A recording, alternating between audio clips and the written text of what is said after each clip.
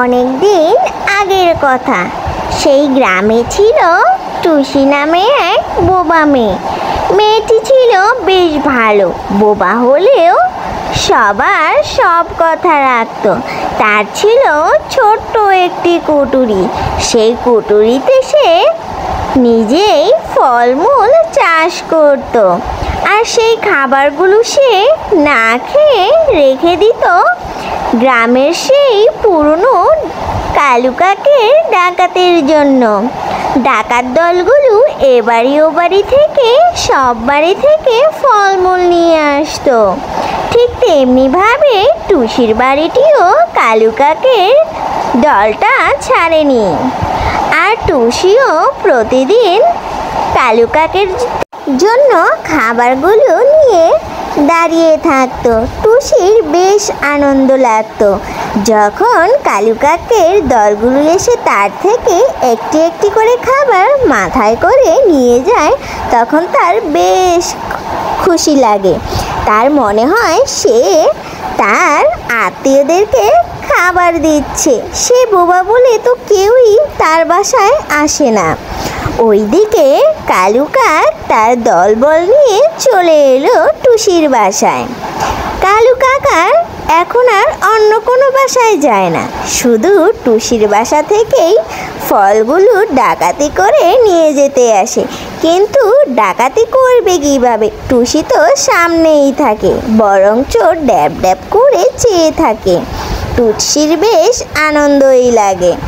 কালু কাকের দলের সন্তান একদিন বলতে লাগে, এই ধর ধর ধর, সব ফলগুলো মাথায় করে নিয়ে চল, একটা ফলও যেন এ বাড়িতে না থাকে, সব ফল কটা ধরে নিয়ে যাবি। সর্দারের কথায় শেষ না হতে হতেই কালু কাকের সদস্যগুলো মাথায় করে সব ফলগুলো উঠিয়ে তাদের আস্তানায় নিয়ে যাওয়ার জন্য তৈরি হয়ে যায়। আর সেদিকে টুসি কোনো কিছুই বলে না, বরঞ্চ টুসি মনে মনে হাসতে লাগে। আর ডাকাতদের দলগুলো সেই খাবারগুলো নিয়ে তাদের আস্তানায় চলে যায়। তারা বেশ আনন্দের সাথে খেতে লাগে সেখানে।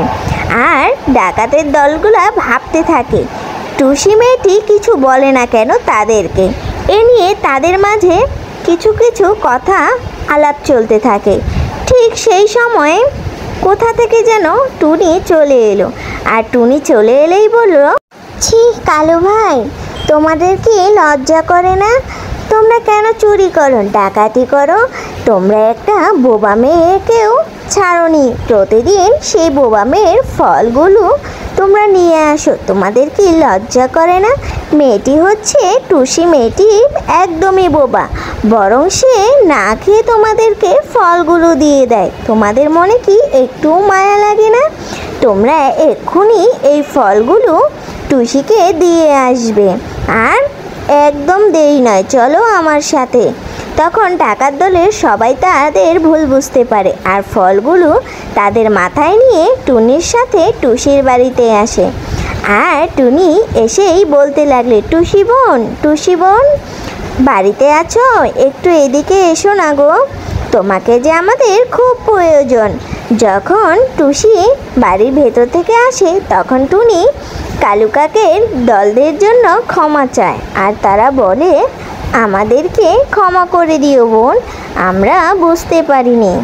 এখন থেকে আমরা আর কোনো চুরি ডাকাতি করব না, বরঞ্চ কাজ করে খাবো। এই বলে তারা টুসির বাড়ি থেকেই চলে গেল। আর টুনির নির্দেশ মতো তারা আর ডাকাতি করলো না, বরঞ্চ তারা এবার থেকে কাজ করে খেতে লাগলো। বন্ধুরা, গল্পটি কেমন লাগলো? এরকম গল্প পেতে আমার চ্যানেলটি সাবস্ক্রাইব করো। আল্লাহ হাফেজ।